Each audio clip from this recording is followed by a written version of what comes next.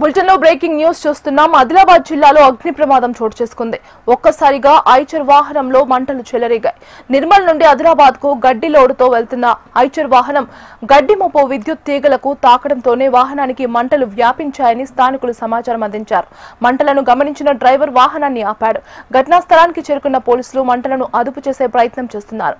ఇక ఇదే అంశానికి సంబంధించి మరింత సమాచారం అందించడానికి ఆదిలాబాద్ నుంచి మా కరెస్పాండెంట్ శ్రీనివాస్ ఫోన్ లో సిద్ధంగా ఉన్నారు.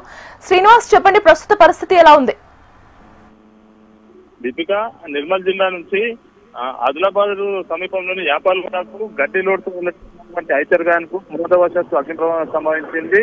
ఆదిలాబాద్ టౌన్ సంబంధించి ప్రిమిసెస్ లోని మంగమఠం సమీపంలో రహదారిపై పైనటువంటి విద్యుత్ వైర్లు తగలడం కారణంగా మంటలు ఒక్కసారిగా చెలరేగాయి. దీంతో వెంటనే గడ్డి కొంత ఎండుగా ఉండడం కారణంగా వెంటనే వాహనానికి పూర్తిగా వ్యాప్తి చెందిన నేపథ్యంలో ఆసిఫ్ డ్రైవర్ అగ్నికి అవుతున్నట్టుగా గమనించి వెంటనే వాహనాన్ని నిలిపేయడంతో ప్రమాదం తప్పింది. స్థానికులు ఫైర్ సిబ్బందికి పోలీసులకు సమాచారం అందించడంతో ఫైర్ సిబ్బంది ఫైర్ ఇంజిన్ తో వెళ్లి మంటలను అదుపు చేశారు. దాదాపు అరగంట 40 నిమిషాల పాటు శ్రమించి మంటలను అదుపు చేశారు. ఆ సమయంలో డ్రైవర్ చాకచక్యంగా వివరించి గమనించడం కారణంగానే ప్రమాదం తప్పినట్లుగా, అంటే గంటకి తప్పినట్లుగా చెప్పుకుంటున్నారు. మొత్తంగా గడ్డితో వచ్చిన వాహనము ఒక్కసారిగా మంటలు అందుకొని అగ్నికి ఆహుతైన నేపథ్యంలో కొంత ఏదైతే రైతులు నిర్మల్ నుంచి యాపల్గూడ ప్రాంతానికి పశువులకు గ్రాసం కొరత ఉంది కాబట్టి గడ్డిని తెప్పించే క్రమంలోనే ఈ ప్రమాదం సంభవించినట్లు తెలుస్తుంది.